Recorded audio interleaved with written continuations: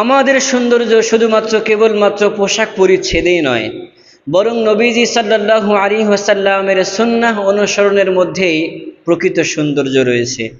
নবীজি সাল্লাল্লাহু আলাইহি ওয়াসাল্লাম আমাদের পরিষ্কার পরিচ্ছন্নতা এবং স্বভাব চরিত্রের অনেক বিষয়ে শিক্ষা দিয়েছেন। তার মধ্যে অন্যতম গুরুত্বপূর্ণ হলো গোঁফকে ছোট রাখা।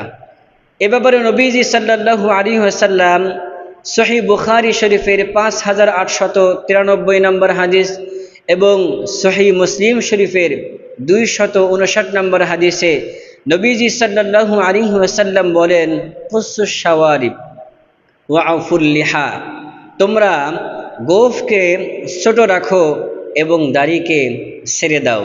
তার মানে বোঝা গেল নবীজি সাল্লাল্লাহু আলাইহি ওয়াসাল্লাম তিনি নিজের গোঁফকে ছোট রাখতেন।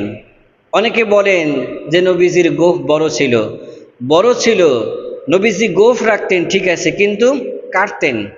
নবীজি সাল্লাল্লাহু আলাইহি ওয়াসাল্লাম অন্য হাদিসে বলেন, সহিহ বুখারী শরীফের 5892 নম্বর হাদিসে নবীজি সাল্লাল্লাহু আলাইহি ওয়াসাল্লাম বলেন, খালিফুল মুশরিকিন, তোমরা মুশরিকদের বিরোধিতা করো, তোমরা গোঁফকে ছোট রাখো এবং দাড়িকে ছেড়ে দাও। তার মানে বোঝা গেল মুশরিক যারা তারা গোঁফ বড় রাখত। এই জন্য নবীজি সাল্লাল্লাহু আলাইহি ওয়াসাল্লাম মুশরিকদের বিরোধিতা করার জন্য গোঁফ ছোট রাখার নির্দেশ দিয়েছেন। একজন মুমিনের সবচেয়ে বড় পরিচয় হলো রাসূল সাল্লাল্লাহু আলাইহি ওয়াসাল্লামের আদেশকে প্রাধান্য দেওয়া। নবীজি কখনো গোঁফ বড় রাখার কথা বলেন নাই। এখন আমাদের মুসলিম সমাজে অনেক মুসলিম ভাই এমন আছেন যারা গোঁফ বড় রাখেন, আবার অনেকে তো স্টাইল করে এরকমভাবে কানে মোছের এই সাইডটাকে বাগায় রাখেন। দেখেন, যদি সায়েন্স এবং বিজ্ঞানের ভাষায় যদি বলি, মানুষের শরীরে যতটা পশম আছে প্রতিটি পশমের গোড়া থেকে কিন্তু ঘাম বের হয়। আমরা যখন ঘামি শরীর থেকে পানি বের হয়, এই প্রতিটি ঘামের মধ্যে প্রচুর পরিমাণ ব্যাকটেরিয়া।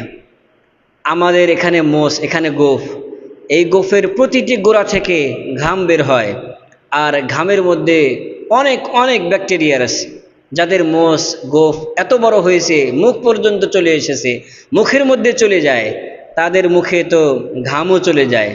ঘাম চলে যাওয়ার কারণে কি হয়, ঘামের মধ্যে যেই পরিমাণ ব্যাকটেরিয়া আছে এই ব্যাকটেরিয়া কিন্তু তার পেটের মধ্যে চলে যায়, যার কারণে নানান রকমের অসুখ বিসুখ তাকে ঘিরে ফেলে।